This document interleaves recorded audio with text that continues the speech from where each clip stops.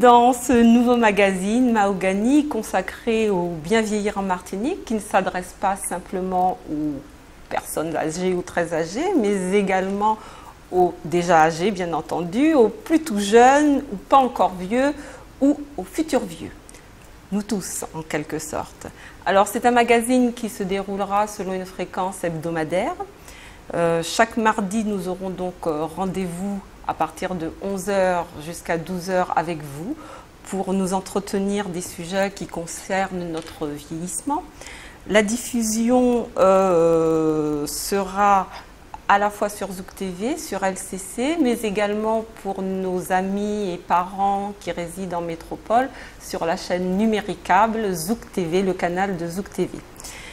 Bienvenue donc pour des conseils, des informations, et nous sommes ouverts bien entendu à toutes les observations, suggestions. Nous vous donnerons donc les moyens de nous contacter en fin d'émission. Au sommaire de ce numéro spécial aujourd'hui, qui débute cette série de magazines, Vieillir en Martinique, état des lieux et enjeux. Pour nous entretenir des différentes questions qui tournent autour de ce thème, Madame Josette Manin, la présidente du Conseil général de la Martinique. Bonjour et bienvenue, Madame Manin. Bonjour et bonjour à tous les téléspectateurs. Merci d'avoir bien voulu répondre à notre invitation. C'est une première sur Zouk, je crois. C'est une première pour Mahogany et nous en sommes particulièrement fiers. Écoutez, c'est moi qui vous remercie de m'avoir invité, de m'avoir convié donc à participer à cette émission qui, à mon avis, est l'émission donc de la famille martiniquaise, et je suis particulièrement heureuse d'être là à vos côtés. Très bien, merci. À vos côtés, donc, nous attendons, il ne devrait pas tarder à arriver, Monsieur Serge Domy. Donc Serge Domy, qui est sociologue et avec lequel nous nous entretiendrons de l'évolution de la place de la personne âgée à la Martinique. Nous aurons également comme invité, mais par le biais d'interview, Madame Sylvia Urgent, qui est la directrice régionale de Martinique, de l'INSEE en Martinique, et également du docteur Jean-Luc Fanon, gériade, gérontologue bien connu, qui fait référence en la matière à la Martinique. Nous débutons donc, Madame Manin, nous avons le plaisir donc de vous accueillir parce que les personnes âgées, c'est un domaine qui ressort et qui rentre dans l'émission du Conseil général. Alors oui, je vais dire que les personnes âgées, la personne âgée est je dirais la mission première du Conseil général, l'une des missions premières du Conseil général, puisque les lois de décentralisation ont fait que le Conseil général aujourd'hui est la collectivité qui est en charge donc je dirais de tout ce qui est social, de tout ce qui concerne donc la famille, les personnes âgées. Et nous dirons qu'aujourd'hui, nous sommes au cœur, c'est le cœur même des métiers du Conseil général, et nous nous attelons justement à faire en sorte que la personne âgée, le Martiniquais, la Martiniquaise, puisse vieillir, je dirais, dans un contexte idéal. Mais est-ce que l'idéal, il existe? Je ne sais pas. Mais je crois que le Conseil général fait en sorte que la personne âgée soit aujourd'hui au cœur de la famille martiniquaise et qu'elle soit bien dans cette famille. Alors, vous intervenez bien entendu auprès des personnes âgées, mais vous avez également, je crois, un rôle de coordinateur entre les différents intervenants dans le milieu du vieillissement des personnes âgées. Oui, c'est vrai, puisque le Conseil général, comme je le disais, dans la personne âgée est le cœur de métier, l'action sociale est le cœur de métier donc, du Conseil général. Donc nous avons donc ce rôle qui est important de coordonner toutes les actions en faveur des personnes âgées, donc avec les différents partenaires, que ce soit donc la sécurité sociale, l'ARS, les différentes structures qui existent, les EHPAD, puisque nous savons très bien qu'aujourd'hui la personne âgée peut être logée donc dans ce qu'on appelait dans le temps une maison de retraite et qui aujourd'hui se nomme l'EHPAD. Donc toutes les structures destinées donc à accueillir les personnes âgées. Donc nous sommes là justement pour coordonner coordonner tout ça. Nous sommes là également pour, ne serait-ce qu'en termes de versement donc, des prestations pour les personnes âgées. Donc, toute l'action je dirais de la personne âgée, tout ce qui concerne la personne âgée est donc géré donc, par la collectivité départementale. Alors, nous allons voir que c'est une tâche ô combien importante et qui risque et qui va devenir de plus en plus, une mission qui va devenir de plus en plus importante au fil des années et dans les années qui vont venir, puisque nous est annoncé depuis quelques années un vieillissement accéléré de la population martiniquaise, puisque d'un département considéré encore aujourd'hui comme parmi les plus jeunes, nous allons dans les 10 ou 20 prochaines années accéder au rang du second département le plus vieux de France. Et je dirais même peut-être avant, nous serons donc le département le plus vieux, je vais dire entre guillemets, sur l'ensemble des départements de France. C'est la raison pour laquelle il faut aujourd'hui prévenir, il faut mettre en place des actions de façon à permettre à la personne âgée de bien vieillir et je pense que c'est ce que nous allons développer donc aujourd'hui. Très bien. Alors, pour nous donner des informations plus précises sur l'aspect vieillissement de la population, nous avons rencontré Madame Sylvia Urgent, qui est la directrice régionale de l'INSEE à la Martinique et qui nous délivre au cours d'une interview que nous avons réalisée il y a quelques jours des informations et des indications, voire des pistes d'orientation quant au vieillissement accéléré de la population à la Martinique. Certains ont encore de la Martinique à l'image d'une population jeune et galopante. Or, nous sommes le département le plus concerné par le vieillissement de la population. C'est un défi qu'il va falloir relever dès à présent. La population est encore jeune, la proportion de jeunes dans la population est encore supérieure à celle de la métropole. Par contre, progressivement, le taux diminue. On revient qu'en 2006, nous étions 34% de moins de 20 ans contre 25% au niveau de la métropole. En 2040, nous serons plus que 21% contre 22% de métropolitains. La population des plus de 65 ans augmente beaucoup plus vite que la population martiniquaise. En 2020, il y aura plus de 26% de plus de 65 ans en Martinique. Par contre, en 2040, elle sera 40% de population plus âgée, à rapprocher aux 26% à la même époque, en 2040, en métropole. On voit bien que le vieillissement de la population est accéléré dans notre département. On parle de vieillissement de la population, on le voit très bien à cette courbe. En bleu, la population des jeunes de moins de 20 ans. En rouge, la population des plus âgés, des plus de 65 ans. On voit bien que d'ici 2015-2020, il y a un inversement de la tendance. La population des plus de 65 ans va augmenter très largement aux dépens de la population des moins de 15 ans. Pourquoi la population vieillit? Elle vieillit pour trois événements. Allongement de la durée de vie. Il y a diminution des naissances. Les femmes travaillent. Les conditions sociétales sont plus difficiles pour avoir des enfants aux jeunes âges. Les femmes s'en vont chercher du travail en métropole. Donc il y a moins de femmes potentiellement en âge d'avoir des enfants. Il y a l'immigration. Donc 3 facteurs importants: l'allongement de la durée de vie, le nombre de naissances qui diminue et l'émigration. Les 3 facteurs importants qui influent sur l'évolution de la population martiniquaise. Concernant les naissances, on l'apprécie par le taux de fécondité des femmes. On voyait qu'en les années 70, on avait à peu près plus de 5 enfants par femme en moyenne. Dans les années 2000, on est passé en dessous des 3 enfants et on voit qu'on s'approche tendanciellement des 2 enfants par femme. Ça veut dire qu'on est très proche du seuil de renouvellement de la population. On voit bien qu'il faut 2 parents pour faire un enfant et donc on arrive à faire tout juste renouveler les 2 personnes qui ont généré cet enfant. Donc en fait, quand on passera sous la barre des 2 enfants par femme, on sera déjà en difficulté parce que là, on n'aura plus le renouvellement naturel de la population par les naissances. 3e élément, donc on a vu les naissances, le vieillissement de la population par l'allongement de la durée de vie. Donc maintenant, on voit le sol migratoire.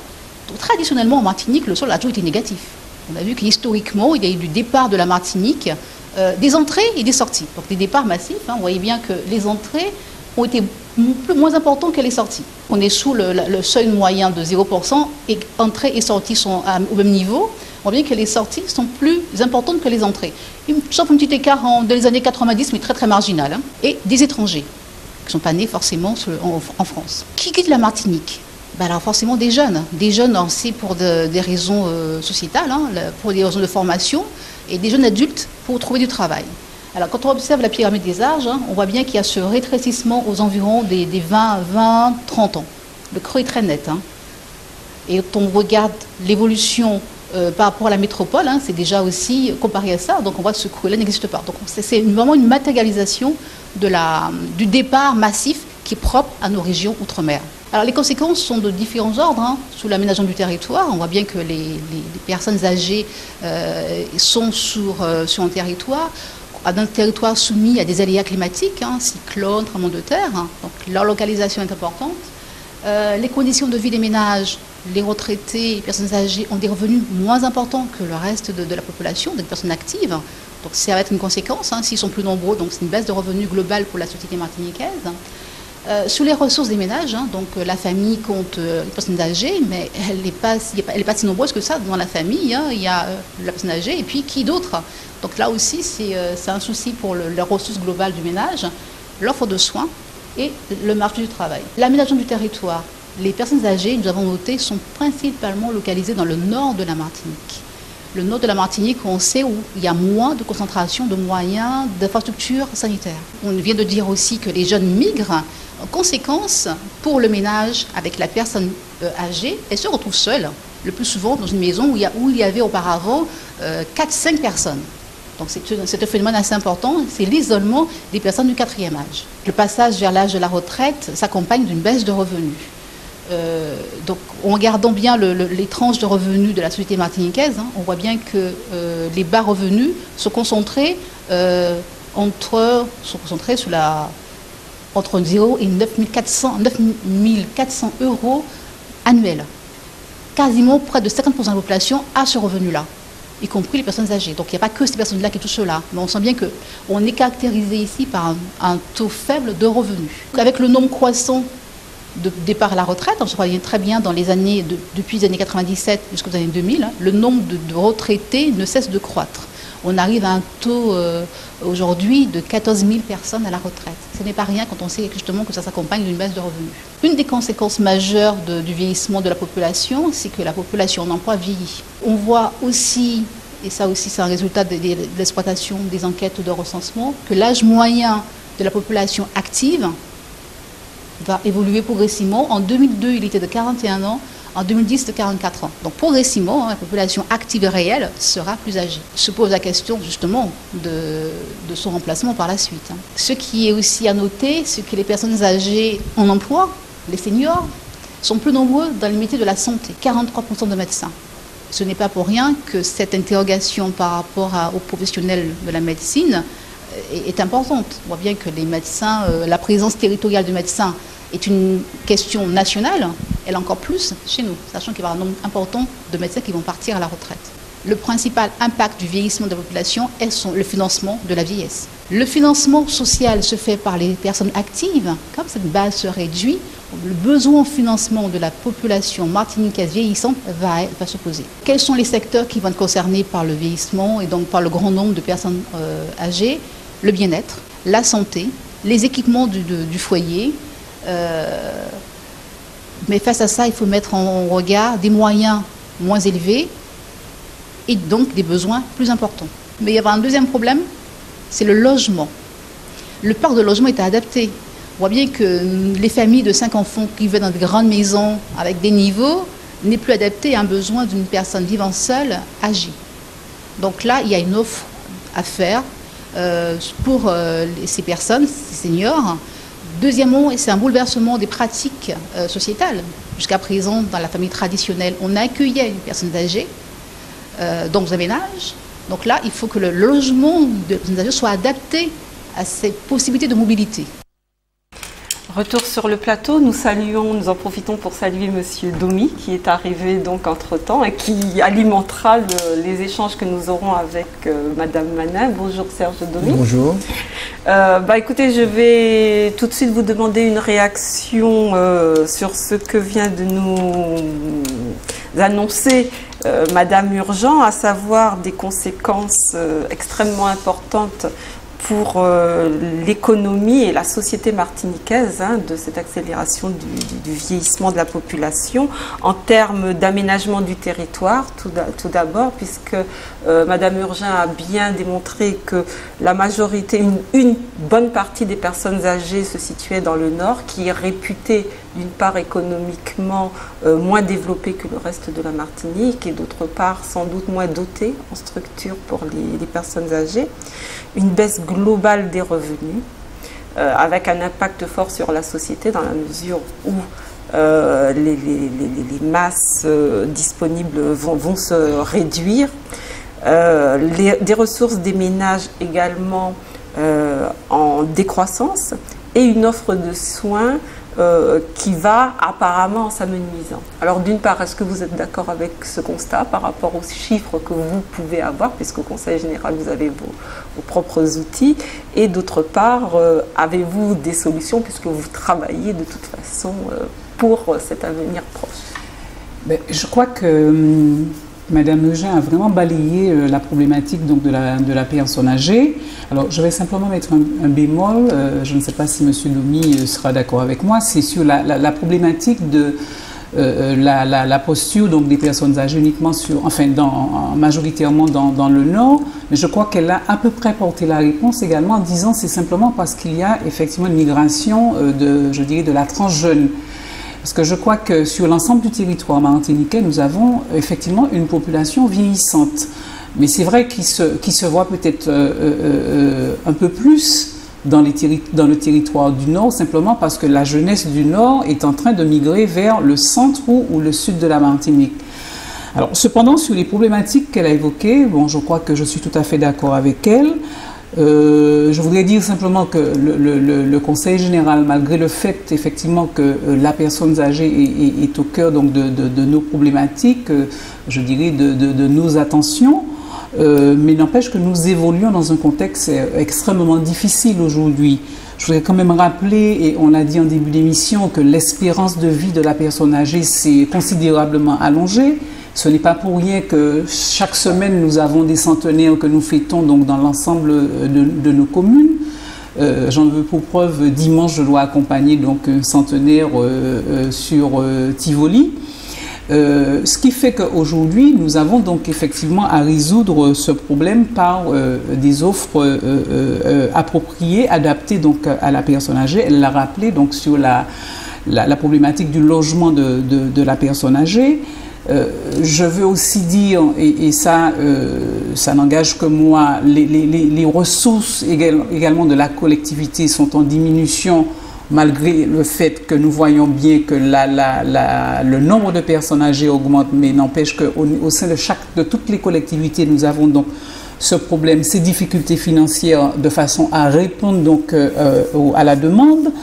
Il y a également le problème de la dépendance de la personne âgée, donc, qui également est en forte augmentation, puisque nous voyons bien aujourd'hui, nous avons énormément de personnes dépendantes, de personnes atteintes de la maladie d'Alzheimer, ce qui est, je vais dire, nouveau depuis quelques années, depuis une dizaine, une quinzaine d'années. C'est peut-être une maladie qu'on n'avait pas dénotée il y a une trentaine d'années, mais aujourd'hui qui pèse sur effectivement la prise en charge de la personne âgée. Et puis il y a un phénomène également qu'il faut noter. Il y a aussi ce que nous avions appelé, la fierté je dirais, du Martiniquais, qui était la solidarité familiale. Aujourd'hui, de plus en plus, on a tendance effectivement à placer les personnes âgées, soit dans les EHPAD, soit au sein de petites structures qui accueillent donc les personnes âgées. Ce n'est pas une façon, à mon avis, de se débarrasser de la personne âgée, mais c'est simplement parce qu'on est tout à fait pris par les occupations professionnelles, des enfants justement qui ne sont plus là, des petits-enfants qui ne sont plus là, et on est en train de perdre justement cet effet d'intergénération qui existait entre les personnes âgées et les petits-enfants ou même les enfants. Et tout ça fait aujourd'hui que la personne âgée devient une préoccupation majeure de la société. Absolument. Donc la transition est tout à fait trouvée, et je me tourne vers Serge Domi.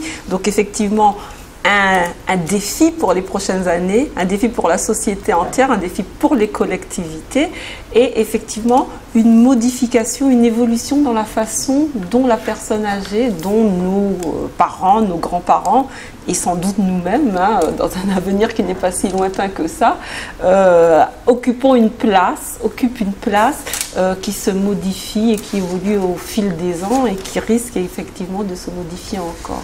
Alors Monsieur Domi, quel est votre regard sur l'évolution de la place de la personne âgée au sein de notre société martiniquaise? Non, mon regard est le suivant, c'est-à-dire qu'il y a une mutation profonde, réelle, mais à mon avis, derrière cette mutation, il y a également des possibilités conséquentes. Et je ne suis pas de ceux qui pensent que ce vieillissement est premièrement un effet nécessairement négatif, parce que quant au fond, et ce vieillissement, d'ailleurs, elle expliquait tout à l'heure, Madame Urgent, est lié d'abord à un effet positif, c'est-à-dire l'allongement de la durée de la vie. Ce qui effectivement...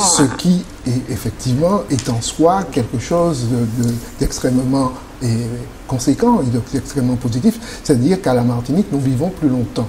D'accord ? Ce qui signifie que quelque part également, nos aînés, effectivement, sont plus longtemps à nos côtés. Toute la question est de savoir, justement, comment en profiter. Toute la question est donc celle de la transmission. Quant au fond, n'oublions pas une chose extrêmement importante. C'est-à-dire que la Martinique est basée, et le renouvellement et l'émergence fondamentale de la société martiniquaise est liée aussi au fait à l'émergence de la famille. Notre famille est une famille élargie et étendue. C'est-à-dire que, quant au fond, la famille martiniquaise ne se limite pas au noyau papa, maman et enfants. C'est souvent une famille où il y a effectivement une mère, avec un ou en absence de conjoint, mais avec des enfants, avec des oncles, avec des tantes, avec même un voisinage, c'est-à-dire que l'expression antillaise voisinage, c'est famille. C'est-à-dire que, quant au fond, il y a donc un maillage solidaire qui a permis pendant longtemps, justement, à cette société d'assumer cette solidarité et de pouvoir, justement, assumer cette transmission. Aujourd'hui, nous sommes dans une conjoncture différente. Du fait de la migration, de l'immigration, beaucoup de jeunes s'en vont et le vieillissement fondamental de la société martiniquaise n'est pas d'ailleurs l'explication du fait que il y a, c'est vrai, une diminution du nombre d'enfants, mais nous continuons à être une société qui a capacité à se reproduire naturellement, puisque la moyenne d'enfants par femme est de un peu plus de 1, disent les chiffres. Mais c'est surtout le fait qu'effectivement que beaucoup de nos jeunes, pour des raisons donc liées à une situation économique, s'en vont. C'est-à-dire que quant au fond, ce potentiel jeune qui fait la ressource et qui fait le renouvellement d'une société, ce potentiel jeune aujourd'hui va ailleurs. Donc, quelque part, pour des raisons donc objectives, et c'est à la fois une mauvaise et en même temps une bonne chose. Une bonne chose parce qu'ils ont la possibilité ailleurs de pouvoir travailler et de pouvoir effectivement s'assumer. Et puis négatif parce qu'effectivement il y a la distance, ils ne sont pas là. Et toute la question est de savoir comment aujourd'hui on va s'organiser pour vivre la relation avec la personne âgée, pour lui permettre d'assumer sa fonction de transmission, parce qu'un aîné, c'est quoi? Un aîné, c'est quelqu'un qui a un capital extraordinaire, qui a un vécu extraordinaire, qui a de la vie appris beaucoup de choses. Et cette chose apprise, il faut la transmettre. Et le problème, c'est justement, il est bien là, c'est-à-dire que comment aujourd'hui faire en sorte que ce capital qu'on représente de savoir, de savoir-faire, de savoir-être et de disponibilité qu'on représente effectivement nos aînés, nos personnes âgées, puisse être justement quelque chose qui alimente la société, qui lui donne de la ressource et qui lui donne effectivement de la dimension. Alors, sur ce point, il faut bien voir qu'il y a eu quand même un certain nombre d'initiatives qui avaient été prises, qui étaient conséquentes. Je me rappelle un travail formidable que faisait la FOL à un certain moment sur cela. Je me rappelle aussi, à un moment donné, on a vu l'émergence des associations de personnes âgées, qui, là aussi, cette mise en scène de nos aînés sur la scène publique a apporté beaucoup de choses. Je me rappelle également, il y a, je crois que c'est dans les années 80-86, à l'université, nous avons créé l'université du temps libre, où nos aînés, effectivement, qui existent encore et qui continuent, qui ont un gros succès. Et donc, je veux dire que, quant au fond, la question fondamentale est bien de pouvoir, par rapport à ces contraintes et à ces pesanteurs, de trouver des solutions porteuses. Et un des axes fondamentaux, me semble-t-il, c'est bien la question du logement. C'est comment permettre aujourd'hui à nos aînés, qui seront de plus en plus nombreux, de vivre dans des logements qui, à la fois, les accompagnent dans leur durabilité, d'accord, et en même temps leur permet de pouvoir juste assumer leurs fonctions citoyennes, assumer leurs fonctions de transmission et assumer leurs fonctions effectivement donc de relais. Et là-dessus, donc le Conseil général prend un certain nombre d'initiatives, mais là-dessus il me semble que d'une manière plus globale, il faut que l'instance publique, les instances publiques se donnent les moyens d'avoir vis-à-vis de cette question-là une vision nettement plus élargie pour qu'on puisse bien comprendre que ce vieillissement, en fait, n'est pas seulement, pose un certain nombre de problèmes, mais n'est pas seulement une pesanteur, c'est aussi une chance.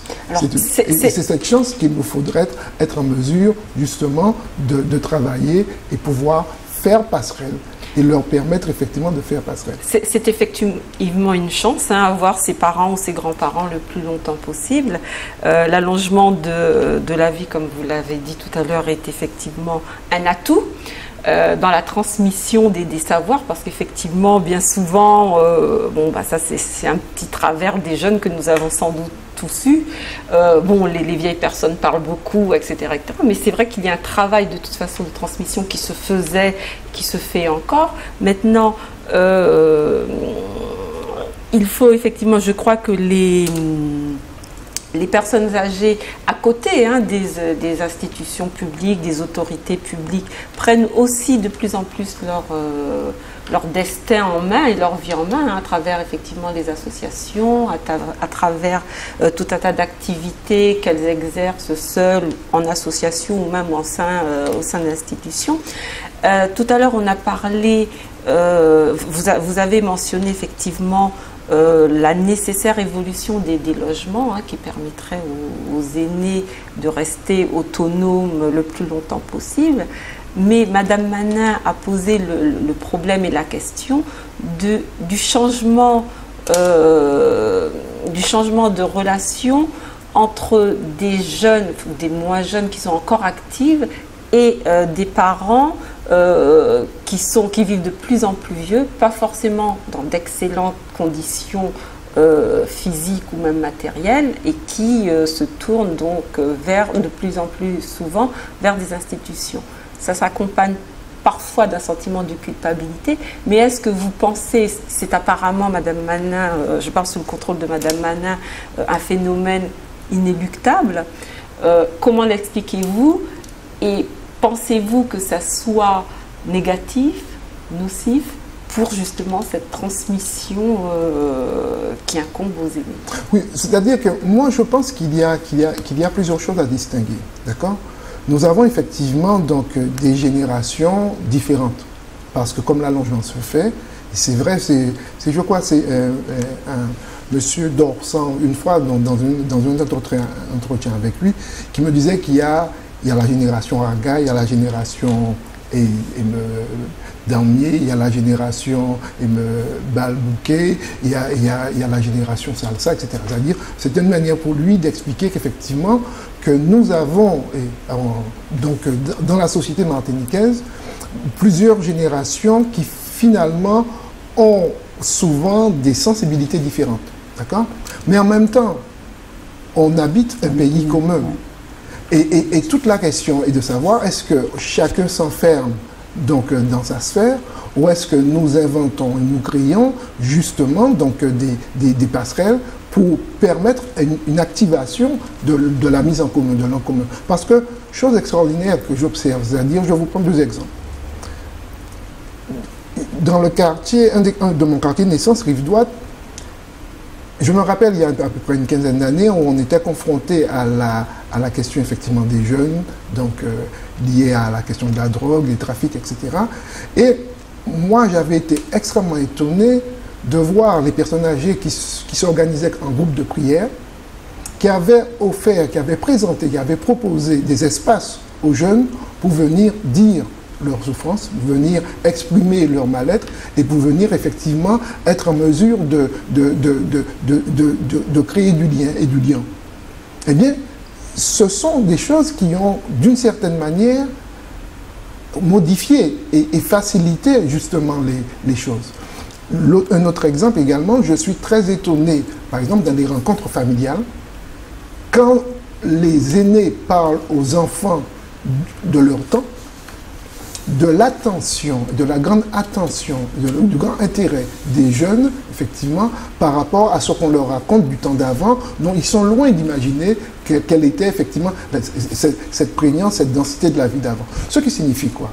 Ce qui signifie que quand au fond, fondamentalement, ce qu'il nous faut créer, c'est justement ces temps et ces moments d'échange. Parce que les uns et les autres ont besoin des uns et des autres.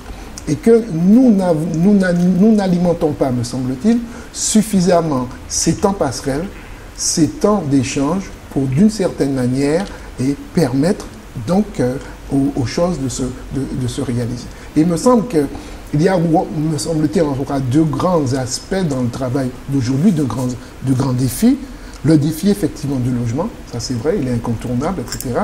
Et puis, l'autre défi, c'est celui, justement, de créer ces temps, ces moments d'échange, parce que ce sont des cadences différentes, ce sont des rythmes différents entre un aîné et un jeune, mais finalement, ce sont des cycles de la vie. Tout à fait. Tout à fait. Bah, écoutez, je crois, Madame Manin, qu'à côté de l'aspect très formel, très soutien financier ou matériel, je crois savoir que le Conseil général organise régulièrement des mardis, je crois, des mardis de rencontres et d'échanges. Au cours desquels sont développés un certain nombre de thématiques. Oui, oui. Non, il faut dire que dans les axes prioritaires du Conseil général, donc, qui sont, sans pouvoir les décliner tous, l'amélioration du cadre de vie, l'adaptation à l'offre de logement, nous avons donc cette partie information qui est, à mon avis, extrêmement importante. Et je voudrais quand même rendre hommage, et Serge Lomy l'a cité tout à l'heure, je veux rendre hommage quand même à toutes les associations de personnes âgées, les clubs de personnes âgées qui œuvrent sur notre territoire et qui rendent un sacré service donc à la personne âgée. Et si aujourd'hui nous avons des personnes âgées de 100 ans, c'est simplement parce qu'il y a justement je dirais, cet effort qui est fait en direction de ces personnes qui aujourd'hui on les retrouve sur les plages, ils font de l'aquagym, ils font de la marche, etc. Donc je crois qu'il faut vraiment rendre hommage à toutes ces structures qui aujourd'hui, toutes ces personnes bénévoles qui sont là justement pour venir en aide aux personnes âgées, aux personnes donc du 3e âge, même du 4e âge. Assurer un lien, voilà. Social, et donc dans les axes prioritaires, nous avons justement cette information que nous développons dans le cadre des mardis, les rendez-vous du mardi du Conseil général, donc rendez-vous d'information que nous faisons donc en direction des personnes âgées à l'Atrium sur des thèmes qui diffèrent chaque mois. Et je crois que la dernière fois, c'était donc, nous avons une phase d'intergénération parce que nous avons fait intervenir des jeunes donc en même temps que des personnes âgées. Et je crois que c'est vraiment très apprécié donc de nos personnes. On fait salle comble chaque mois donc à l'Atrium. Et c'est une façon pour nous effectivement d'aller porter l'information, de donner des conseils, et nous allons également en direction par exemple des CCAS des communes de façon à œuvrer avec eux sur des dynamiques donc, de conseils aux personnes âgées et de façon à ce que chacun puisse comprendre, puisse entendre effectivement, je ne veux pas dire ses doigts, mais tout ce qu'on peut mettre en place donc, pour la personne âgée. Et je crois qu'aujourd'hui, c'est une information qui est très bien perçue, et je crois que ça permet aujourd'hui de dire que nos personnes âgées sont vraiment au fait de la société, qu'ils sont au courant de tout ce qui se passe, toutes les activités, que ce soit culturelles, économiques, etc. Et je crois que c'est une excellente chose pour la personne âgée. Oui, et il faut reconnaître que le Conseil général soutient aussi pas mal ces associations, ces institutions qui œuvrent et assurent un travail. Ah oui, donc, absolument. nous essaierons au cours des prochains numéros de Mahogany de nous faire le relais et même d'être partie prenante des différentes activités sur ce plan-là. Alors malheureusement, si l'espérance de vie s'accroît, si on a de plus en plus de centenaires en excellente santé, si on a de plus en plus de personnes âgées en activité, qui font beaucoup d'activités, qu'elles soient physiques, morales, sociales, il y a également certaines personnes âgées dont l'avancée en âge ne se fait pas forcément dans des bonnes conditions. Et c'est ainsi qu'il existe un certain nombre de pathologies qui sont liées au vieillissement et à l'âge. Pathologie dont nous entretient maintenant au cours d'une interview qui est assez longue, du docteur Jean-Luc Fanon, qui est gériatre, gérontologue, qui fait autorité en la matière sur la Martinique et qui nous entretient donc des différentes pathologies de la personne âgée, les pathologies liées au vieillissement. Nous nous retrouvons dans une dizaine de minutes. Docteur Fanon, bonjour. Bonjour. Est-ce que vous pouvez nous préciser quelle est la différence entre la gérontologie et la gériatrie? Oui, c'est assez simple. La gérontologie est la science humaine qui s'intéresse aux processus liés au vieillissement, que ce soit de la sociologie, de l'architecture ou de l'économie. La gériatrie est une branche de la gérontologie, c'est la discipline médicale spécialisée dans la prise en charge des maladies liées au vieillissement. À quel âge devient-on ou à quel âge est-on une personne âgée? En fait, il n'existe pas de date qui sanctionne le moment où vous devenez vieux. Vous avez un certain nombre de références. L'âge, pour l'Organisation mondiale de la santé, l'OMS, définit la personne âgée à partir de 60 ans. La sécurité sociale en France définit le départ à la retraite, et donc souvent on dit on est vieux quand on part à la retraite, à 65 ans. Les gériatres, eux, mettent la barre beaucoup plus haut et décident de manière arbitraire que l'on est vieux qu'à partir de 75 ou 80 ans.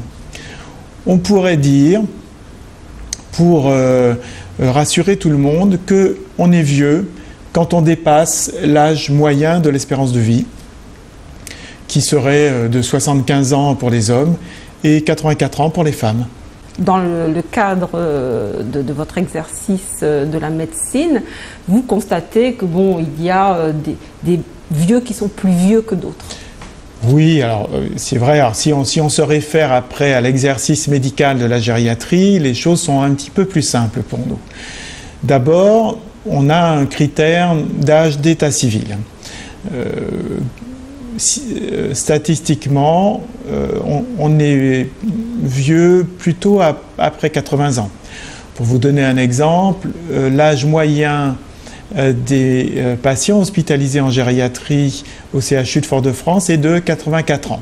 Donc ce sont des gens très âgés. Mais l'âge ne suffit pas à définir la raison pour laquelle ils sont hospitalisés.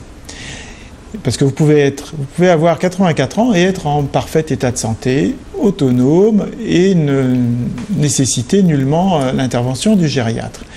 Par contre, si vous associez à cet âge de multiples pathologies, et c'est ce qui va définir l'état gériatrique d'un patient âgé, c'est le fait qu'il accumule en moyenne 7 à 8 maladies simultanément.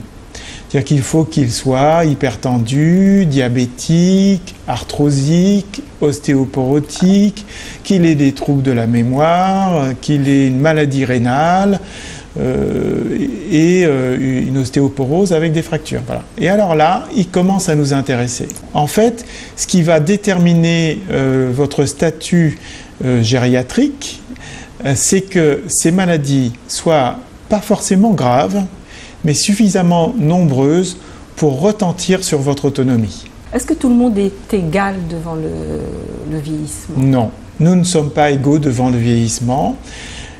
Là aussi, schématiquement, on peut donner deux causes, la génétique et l'environnement.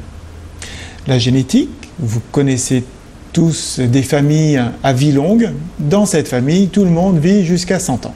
Donc, génétiquement, on sait que cette famille-là et leurs enfants, potentiellement, vont vivre longtemps. Le deuxième facteur qui va intervenir, c'est l'environnement. Même si vous êtes d'une famille à vie longue, si vous usez et abusez de la vie, et nous savons repérer... Brûler la vie par les deux bouts. Voilà, nous savons repérer les personnes qui profitent largement de la vie et qui ne se surveillent pas, qui boivent, qui conduisent vite au volant, qui prennent des risques, qui n'ont pas de suivi médical. Eh bien, entre deux jumeaux homozygotes ayant le même potentiel génétique, eh bien, on pariera plus sur la longévité de celui qui est marié, qui a un métier qui n'est pas dangereux, qui boit modérément, qui a un bon suivi médical, qui prend sa retraite sereinement à 60 ans, contre celui qui fera exactement l'inverse, eh bien on peut parier qu'il y en a un qui va vivre beaucoup plus vieux que l'autre. En quoi certaines pathologies sont-elles spécifiques au grand âge? Alors, il n'y a pas de pathologie spécifique au grand âge. Toutes les maladies que nous connaissons atteignent indifféremment les jeunes et les vieux. Par contre, certaines d'entre elles vont être beaucoup plus fréquentes à l'âge avancé. Ainsi, les syndromes démentiels et la maladie d'Alzheimer sont des maladies qui atteignent des gens de 30 ans, mais de manière très exceptionnelle. D'autres maladies, comme l'arthrose, touchent exceptionnellement des gens de moins de 60 ans. Comme l'hypertension artérielle et le diabète touchent plutôt les hommes et les femmes adultes, aux alentours de 40 ans, comme l'ostéoporose. Ce ne sont que les conséquences de ces maladies qui vont provoquer des désagréments.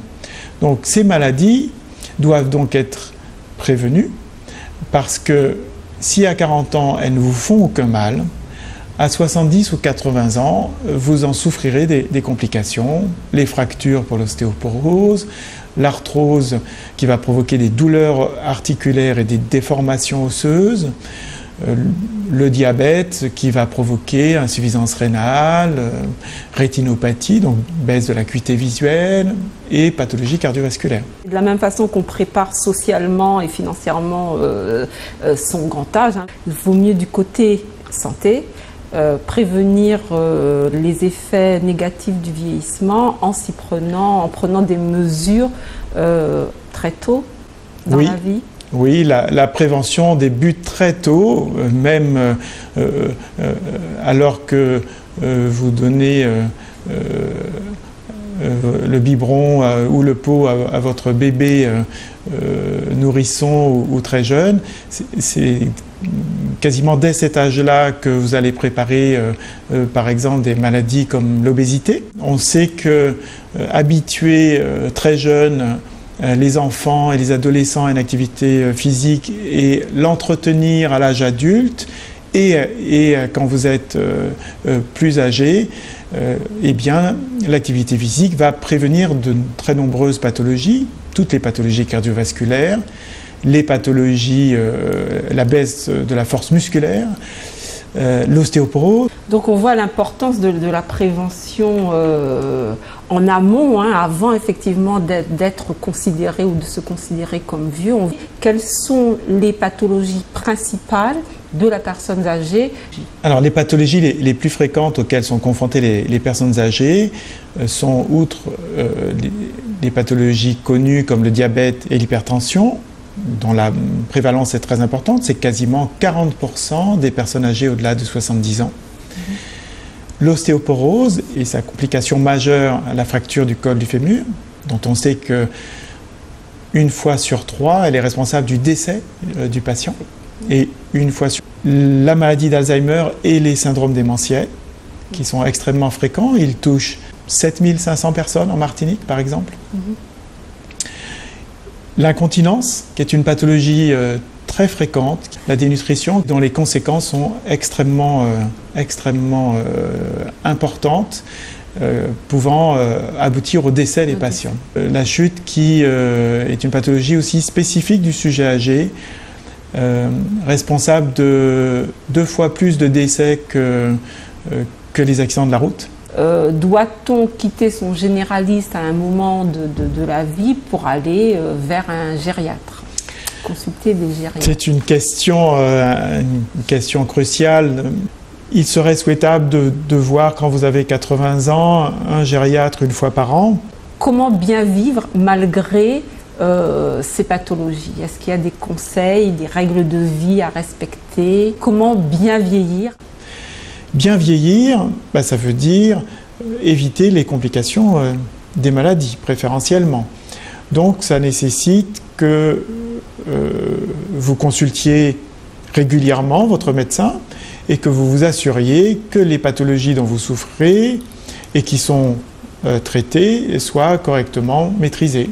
Vous devez aussi, vis-à-vis de votre médecin, dépister régulièrement des pathologies comme les cancers, parce que les cancers atteignent préférentiellement les gens âgés. 9 cancers sur 10 sont détectés après 70 ans.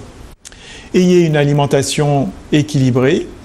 Équilibrée, ça veut dire, quel que soit l'âge, faire 3 repas par jour, faire de l'activité physique. On a démontré que l'activité physique avait un effet bénéfique. Même à un grand âge? Plus vous êtes âgé, plus vous tirez bénéfice de ces actions que je vous ai citées. Merci. Merci à vous. Retour sur le plateau. Alors, c'était l'aspect médical du vieillissement, voire du grand âge. Pour ce qui concerne l'aspect social, le Conseil général intervient. Alors, juste une petite réaction, si vous en avez une, sur l'intervention du docteur Fanon. Non, pas spécialement. Je dirais qu'effectivement, on a passé en revue un petit peu toutes les pathologies de la personne âgée, mais c'est vrai qu'il faut retenir simplement que, je dirais que le bon état, si je peux m'exprimer comme ça, de la personne âgée démarre dès le plus jeune âge. Il a même parlé du bon, quoi. Donc je crois qu'effectivement c'est l'entretien même de l'humain qui détermine le bon état de la personne âgée. Voilà. Donc effectivement un message très fort de prévention auquel vous participez. Absolument. Alors vous avez au Conseil général défini un certain nombre d'actions précises en direction de ces populations. Est-ce que vous pouvez nous en citer quelques-unes par exemple? Et voir de quelle façon vous comptez dans les prochaines années intervenir dans le domaine. J'ai à peu près cité tout à l'heure les axes forts donc, de la politique du Conseil général vis-à-vis des personnes âgées.